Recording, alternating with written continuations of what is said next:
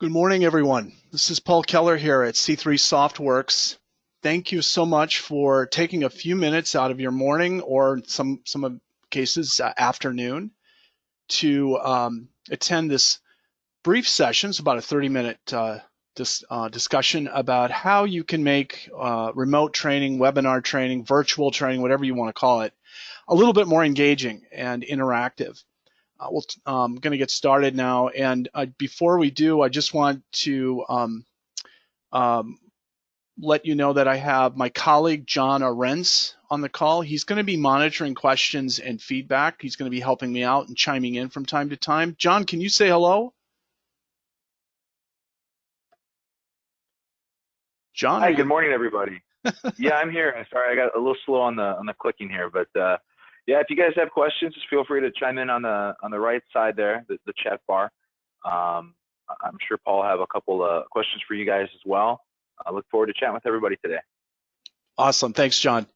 John is a trainer, works with C3 Softworks for the last few years. He's been working with trainers and educators and helping them find ways to make their training more engaging. I've been with C3 Softworks myself since the beginning of the company, since we started in 2008, going on 11 years now, or is it 12? 12 years. I just can't keep track anymore. And prior to working for C3, I worked for another gamification software company in downtown Minneapolis. So I've been working with trainers and educators for almost 20 years and helping them using games and interactive tools in their presentations. So again, thank you all for taking a few minutes out of your morning to attend this session. I hope you can come up with some fun ideas on how you make your training a little bit more engaging in your remote sessions.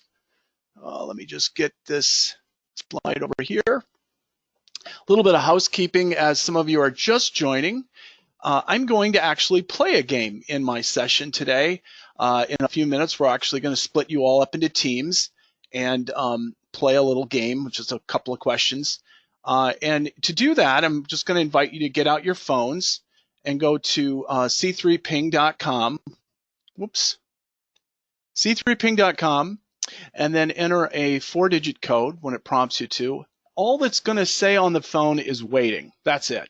You can jot this down. I will come back to this slide later on before we start the game, but it's pretty straightforward. Just c3ping.com on your phone. You're not going to download anything. There's no app store to go to, but it's a fun way to kind of keep everyone a little bit more engaged in the presentation, and also learn a little bit about how our software works. But we'll talk about that later. I just wanted to kind of call your attention to that as we move along here. So here we are in a webinar, call it virtual, remote, whatever you want to call it, webinars. We've been doing this for a long time, trainers using remote training off and on. Some maybe none of you. I'm going to be very curious in a few minutes. I'd love for you guys to share anything that you're going through right now in terms of your remote training. A lot of trainers I talk to right now are kind of stuck. They've got a lot of classroom material that they've got to get out, and they've got to do it in a webinar or remote setting one way or the other, and they're trying to figure that out. It's been the last couple of weeks it's been like that. So what we're hoping to do is kind of shed some light on ways you can make this a little bit more fun, kind of supercharge your training a little bit, and without a lot of work. I mean, that's really what this is all about, is making it simple, making it kind of a common sense approach to do your training in a variety of different ways. So with that, this session today will touch briefly on engaging the audience. That's really what we're about here at C3. How are you dealing with home distractions? Currently, I have a pooch, little dachshund type dog right below my feet, fast asleep. At any moment, this dog will gladly start barking and cause all sorts of distractions. So hopefully that won't happen. I'll try to be very quiet here. We're going to talk a little bit about instructor-led versus self-paced. These are two methods of using webinar sessions. It's not just instructor. It's not just one guy speaking on a call, but lots of different methods. and then how C3 can help with some of this engagement. And I'll be at the very end of the section. So I am dying to hear anyone that's willing to share what kinds of challenges are you facing with, and this will help us kind of focus in a little bit on what sort of things are going on out there. Any kind of challenges, things that maybe the performance level in your trainees are just not there. They're just not really participating in anything. Is it crickets, right? The lack of engagement. Are they distracted? Are you finding that they're just not tuning in enough? What are some of the things that are going on? Use the question, the GoToMeeting question pane or the chat pane, and fire off anything you'd like to share. We'd love to hear from you during this moment here. And I'll go ahead and open up my chat. So Kelly, PowerPoint presentation overload. Yeah, I mean, that's really what this session's about is, you know, you have a lot of material. You've got to cover it. You've got to go over it. It's crucial material. So how can you deliver this this content, this large amounts of information, and keep them on their toes? So definitely has been a challenge. Lack of remote training technology resources. I'm not sure what you mean by that, Amanda. When you say remote training technology resources, just getting help, getting access to the right support. Tresha, training for core conversion. Yeah, great one. I know most people are multitasking. Absolutely. Multitasking is key. Now, at the very beginning of the call, some of you are just joining now, I asked you to get out your phones and go to c3ping.com on your phones because we're going to play a game. Now, there's a hidden incentive there. And one of them is that I'm asking you to kind of put that phone aside, and hopefully you're not multitasking, so that we're going to play a game to kind of keep you on the edge of your seat a little bit. So that's kind of I mean, it's not the real reason why I'm doing this, obviously, but that's one of the ways to kind of keep people, keep them focused on the presentation at hand, because something is about to happen here, hopefully. Effective tools in WebEx, great. Access to remote training technology like Zoom or Google Teams or some other collaboration tool. Yeah, I mean, I'm not taking for granted that some of you may not even have a webinar or shared desktop application. They all basically do the same thing. Zoom, for whatever reason, has just really taken off. A lot of people are using it in their homes, just personal communication. WebEx has been around forever. GoToMeeting. They all do basically the same thing, but they all have kind of little applications that are slightly different. John, do you have anything to add or anything you want to chime in on? Yeah, it was, how to engage folks when we're not doing live sessions, I think was another important one too. How do I know that my students aren't just sitting on their couch watching, ESPN highlights? Yeah, no doubt. And the truth of the matter is, guys, there isn't any particular foolproof manner. I mean, there's going to be times where you just don't know, but hopefully we can give you some ideas to kind of help with it, to kind of curve the distractions a little bit in these next few slides. Okay, got to get out of this. See, even I have been using GoToMeeting for years. Have tendencies to kind of fumble around. The webinar tools out there all do little different things, and it's easy sometimes to hit the wrong button and everything, and that's okay. I mean, it's just the nature of the tools. The bottom line is, whatever tools you're using, you want to try to keep them from being zombies. John, this is a picture of John Arentz here on one of his off days, and he doesn't typically have blood on his shirt, but he can be very zombie-like in the office. Anyway, so the idea is that you're not overloading them with a lot of content necessarily. I know that's tough to do sometimes, but to take your PowerPoint presentations and try to find ways to chunk it down a little bit, to compartmentalize it, to make it a little, I don't know, make it more accessible. And the idea is that if employees know that you're doing this, that it's like, okay, I'm not in this for a 6-hour session, but that maybe there will be content that's going to be delivered throughout the day. It's going to be a little easier for you to deliver. So making it a little bit more compartmentalized or segmented, I think, is going to help. A trainer told me just the other day that a lot of times they'll break their groups up into small sessions. So they'll start out with a center call or a main call, and then they'll break it into smaller sessions to make it a little bit more manageable, and there's dialogue going on. So that's good. But the idea is that your employees, once they know that you're kind of helping them out a little bit, I think they become a little bit more appreciative and perhaps even a little bit more loyal to whatever you're trying to do. I'm a little bit more receiving to the material. So just keep that in mind. As I mentioned before, we're distracted constantly. I have a attention span of about 5 seconds. Squirrel. But in any case, my idea is that I don't automatically assume that they're going to stay glued. I know that you guys right now during my presentation are probably multitasking. It's what we do.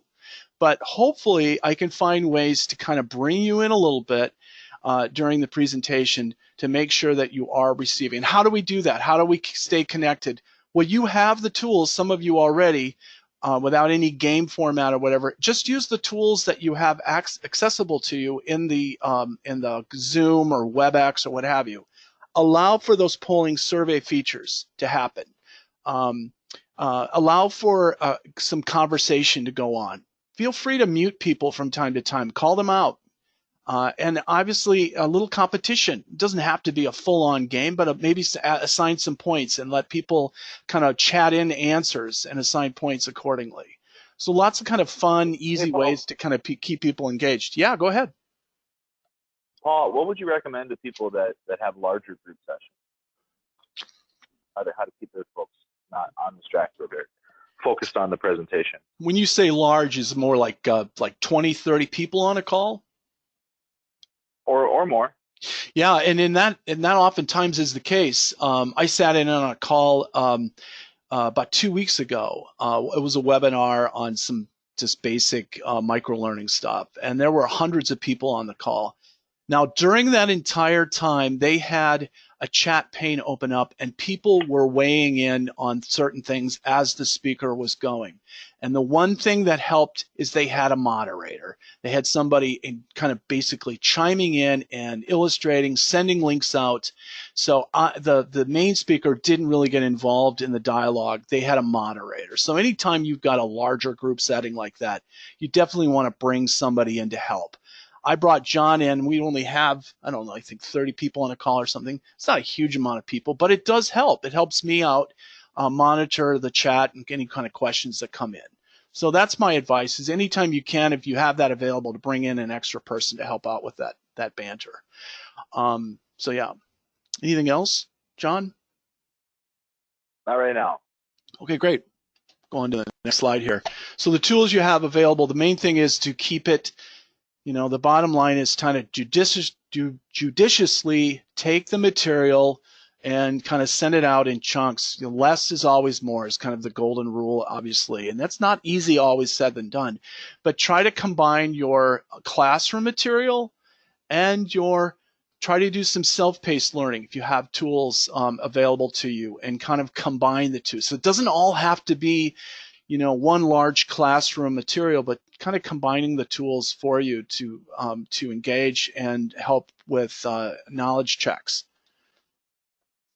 I mean, live presentations in and of themselves are great for feedback. You can split them up into teams and play a game format, or just maybe a simple leaderboard to play with. You're going to track retention this way. You're going to see real-time percentages of knowledge gaps sometimes when you're playing. You can see in real way, okay, they're either not paying attention, or my material is really difficult and I need to slow it down and focus in on some of those areas that they're not getting it. So try to keep it fun, but with a purpose. And one of the other webinars I oftentimes do, I talk about gameplay and why game isn't just an energizer necessarily, but it's a way to teach. It's a way to take curriculum and take a game element and really keep them motivated and keep them energized in your material. So it's not just necessarily kind of a lively way to entertain, but an actual tool to educate. Microlearning's been around for a while. Trainers are still on kind of on the. I'm not talking to a lot of trainers that are doing a ton of microlearning still, but they're thinking about it. But it doesn't have to be mobile devices necessarily. Just getting your content out in a kind of a self-paced format, whether it's the desktop or small or a mobile device or tablet, is certainly going to help. And keep in mind, you're using these tools not just to do assessment, but to kind of keep in front of them, right? You're taking your material and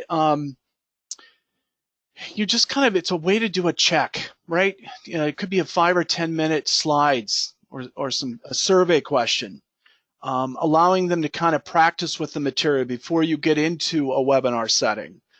You can provide rewards while they're playing. Maybe there's a leaderboard involved. The big game thing about gamification is providing badges and certificates and that kind of thing. So lots of different methods to get in front of your learners, to keep the content fresh, but don't overload them with too much information. Paul, can I just add something? Yeah, absolutely. I think with the micro learning specifically, sending out quizzes or surveys or any of those type of things that folks can do on their own, just really makes us feel connected. I think for me, one of the best parts about not being in the office every day is not seeing Paul. It's great, but it does make me feel a lack of connection with the company a bit. So as I'm sitting here on my couch in my sweatshirt, my sweatpants, I feel like I'm at home, and my home life has become, sort of my work environment and my living environment. So I think it's important just to create opportunities for you to connect with your students, or even people just within your company. Maybe it's a general kind of micro learning blast for folks that that aren't necessarily your students, but just a way to feel a sense of community that I think most of us have probably lost in the last couple of months. Yeah, well said. We take it for granted, right? We took it for granted, and then then you're, like John says, you're basically living and working in the same place day in and day out. It's Groundhog Day. But at the bottom line is these little touches, these little things that you can get out that isn't too overwhelming, I think does matter, and it keeps the content fresh in front of them.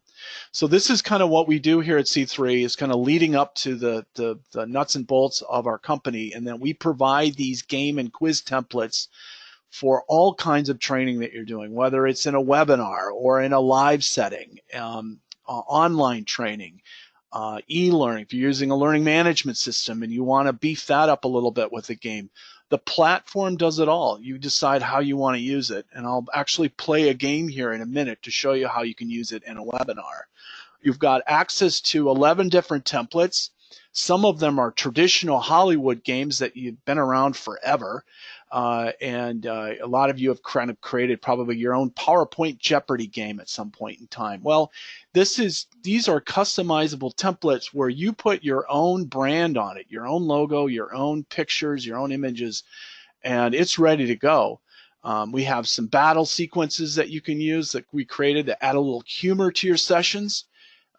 You can create polling types of presentations. Maybe you don't want to do a game necessarily, but you want to provide a way to do interactive questions, ask open-ended questions.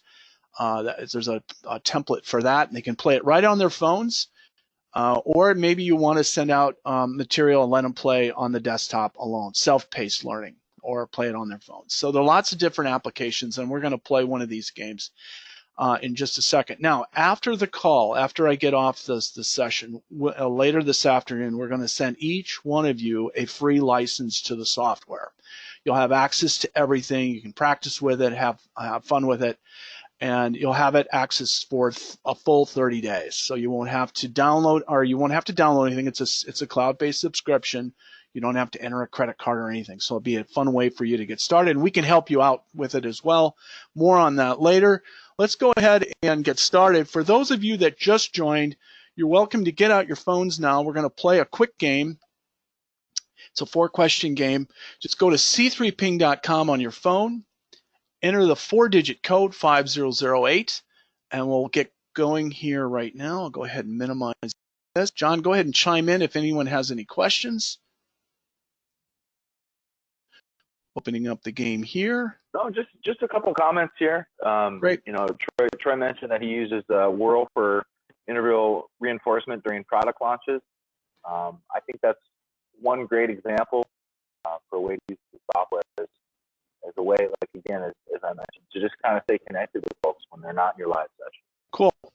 This is an example of a great way to stay engaged with your students during a live presentation. So kind of on the flip side right now. Exactly. And again, I asked in the very beginning of this call, I asked you guys to go to your phones, get out. Now, this is something you can do at any time, but again, I asked you to go to your phones in the beginning just to try to avoid that distraction piece. Probably was futile, but it's just another way to kind of keep them on the edge of their seat. The other nice thing about doing a presentation where questions can pop up at any time is that they can't tune out, right? They have to stay engaged. They have to be listening because you're going to be questioning them throughout the time. So let's go ahead and play here. Again, the site to go to is c3ping.com. We're playing the Game of Thrones.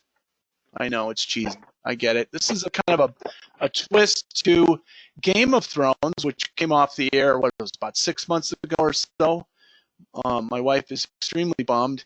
So now is a good time to go ahead and join a team to play on. You can play on the Targaryens or the Lannisters. I don't care. You just have to make sure one person is on a team to go to that actual game board.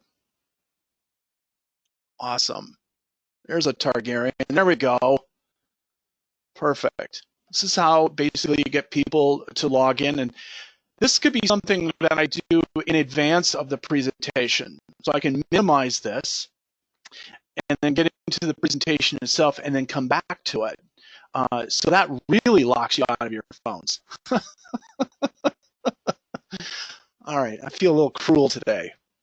All right, once I click the next button, that kind of closes the field up. So it kind of assigns the teams, and then I have to move on. So I'm going to go ahead and close this thing in 5, 4, 3, 2, 1. If you were not able to join, I apologize. I want to make sure we keep the game moving along. Feel free to, you can watch and see how this plays. So we have the Targaryens on the left, the Lannisters on the right. A question's going to appear, and when it does, you can go ahead and vote in your answer. You'll actually see on your phone a virtual keypad that can play. So we'll go ahead and click the first question. Now this is a preview slide, so don't worry. There's nothing on your phone yet. Don't panic. This is just a little informational screen before I get into the questions. So throughout the Game Builder software, you can introduce these slides, these teaching moments anywhere you want. So the millennials. The best thing about this generation is that they have a lingo and a lifestyle that's completely their own. If you can pass this quiz, you would know. All right, so the first question is kind of a giveaway question. Most of you should know this. What's Blockbuster? A movie theater, a movie rental chain, a movie award show? Go ahead and vote in your answers. You'll notice your little light bubbles are getting grayed out. That tells me that everyone's getting their answers in. I don't have to wait for people to get their answers in. I can move these games along as I need to. Now, as we're doing these live sessions, I can gauge where the knowledge gaps are, if there are any, and there shouldn't be with any of these questions. Yeah, everyone got the answer right. Movie rental chain. This is where you got your movies for decades, through the 80s and part of the 90s, well, all of the 90s, I think. Blockbuster was the big one, and then we have a little bit more information to share. Obviously, Netflix blew out of the water. Just one quick thing. Yeah, go ahead. So one thing that I think is really important with the percentages, I know this is a little bit of a softball question, but being able to see those percentages, you're able to have teachable moments. So let's say your students don't know that Blockbuster was a movie rental chain. Maybe they're 18-year-old kids who've never been inside a video store. gives an opportunity to kind of stop the game and ask them why, what's going on here. I see that 30% of you thought it was a movie award show. Why did you think that? And creating these teachable kind of pit stops along the way, I think, really adds value to the games, so that you're not using them, as a fun little icebreaker, but it's allowing you to have a teachable experience that's fun throughout the presentation. And I think that's one thing to really keep in mind when you're looking at it. Where can you have moments? Exactly. Again, using a game as a tool to communicate your information versus just going through slide after slide and question after question, but trying to uncover those knowledge gaps when you can. All right, no knowledge gaps here, obviously. We all got 100 points. Next question. Now things are going to start to heat up a little bit. These are millennial slang terms that I have no idea. I'm a boomer. I'm 57 years old, so I have no idea what some of this stuff is. If something is on fleek, is that a good thing? Yes or no? On fleek. If you are using images, you can click on the image to go full screen. Sometimes that helps if it's a document or something like that. Let's see where we're at. Where these terms come from, I don't know. There's a whole library of these kind of. Yeah, on fleek is a good thing, I think. It's just another way of saying something is on point. No, nobody has an idea of what fleek actually means. Go figure. What's that, John? Do you know what on point means? On point? That one. Go ahead. You're the millennial. Go ahead. I'm not a millennial. Oh. All right, whatever. What are you, Gen X? Yeah, I think so. Gen Y? Gen Y. Gen Y, okay. All right. Okay. Uh-oh. Catapult comes out. Little action here, little dent on the castle. 2 more questions, guys. Let's see where we can go here. It's worth 300 points here. What does it mean when someone is thirsty? The person is parched, confused, sweating profusely, desperately wants something or someone. I'm thirsty.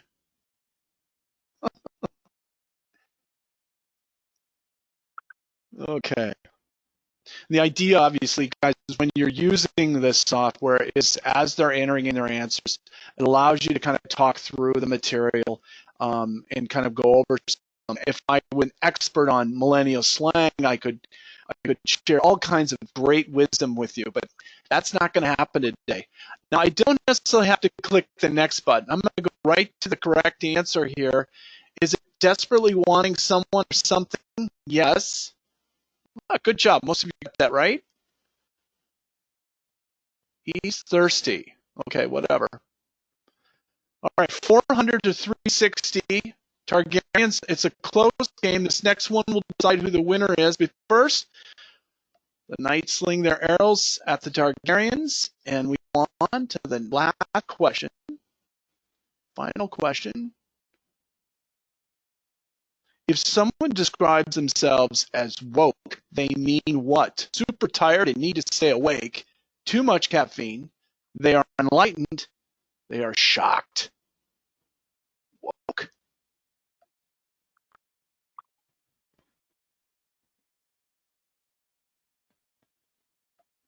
I have millennials, nieces and nephews, and I throw at them these terms, and they're like, "Oh, Uncle Paul, this stuff is so old." It's like, whatever. Okay, are they enlightened? Yes. Great. We Oh, might need to hire a younger Lannisters. person to help us with some of this slang. Exactly. The Lannisters have it. The final denouement becomes the slug monster, and the dragon comes out, and that is the end of the Targaryens. Congratulations, Lannisters. Now, the results are captured in this software. whether you want to see them or not. They are recorded, so we're not going to look at them. We don't really care. I just want to let you know that the software does capture scores, whether you're in a webinar setting or you're in a self-paced review. Scoring is part of the programming that way. So let's go ahead and With anybody the have a question? you're able to, yeah, with the self-paced, you're able to either send it as a link, so you could send it as a link to your students via email, or if you use an LMS, you're able to upload it to the LMS, and your LMS would capture that reporting as well. Great. So to get started, guys, like I said, we're going to send you a link. You can get into the program. Just use the create button to get going. You'll have access to all of the templates. There's the catapult game that we just played. Just click on the game itself, click start, and you can give it a title from the get-go, or you can ignore that for now, just so you can find your quiz later. And I'm just going to do a quick overview to help you get started. You can start out by just scrolling over wherever you want to customize. Your logo can go in here, the title of the game, create your own avatars. All you're doing is dragging over an area you want to customize. That's how easy it is. Go up here to questions. Click into the questions, and this software gives you a flexibility. You can just do a few questions. I only did 4. Click the box, type in your question here. Answer choices go in here, select the correct answer. That's all you got to do. If you want to add those slides that we use throughout the Millennial game, use these 2 buttons up in here. You have a pre-question slide and a summary slide. Just click on them. You can load in your own pictures, a video, whatever it is you want to drop in there to help do content review that way. To get the mobile devices used, so you can use the software in a webinar setting or in a virtual setting, just click the response settings down here and go to the down arrow and select the ping setting. That's the virtual response system. That's all you have to do to turn that on. Your audience then will go to a web address. It's the same address for everyone, but you'll have your own 4-digit number to use. And by the way, for any of those that want to practice with this, you might need to reset your login ping ID for your own 4-digit code, because your phone will cache mine. So just keep that in mind. If you want to reset, you can do that. So yeah, just use the buttons, the graphics, the teams. All of this is customizable. It's very intuitive software. If you want to send this game out for a knowledge check to let people play on their own, simply go to the content button up here, go to my content, find the quiz that we just created, go to actions, and click share settings. Share settings is going to allow you then to copy this first link and send it out so anyone can play your game remotely on their own. They can do you can provide a leaderboard at the very end to see how they did on the quiz. You can record their scores, or you can have them play anonymously. Just use the drop down arrow here to decide if you want to record detailed results or just have them play anonymously. All of the reporting is going to be in this little navigational bar up here. Just click reports, and you can track single player scores as well as those webinar settings or classroom sessions that you're doing. So that's just a quick overview, guys. It's basically a pretty intuitive program, but John and I are available if you'd like to do a quick session with us, a quick walkthrough. It takes about 15 minutes. Just feel free to give us a call. Got my little informational screen here. I'll leave that on. You can call or text me if you like. And believe it or not, I get more texts from clients nowadays than phone calls, and that's just fine. Or you can email us, and we'll set up a walkthrough to help you get started. John, any questions? This would be a good time to answer any questions or feedback, guys, as we wrap up here. There was a couple of questions. One was, what happens after the 30-day license? What would be the next step if you wanted to keep going? Yeah, so it is a subscription-based service, so that if you wish to continue using the software, you can decide if you want to subscribe to the program.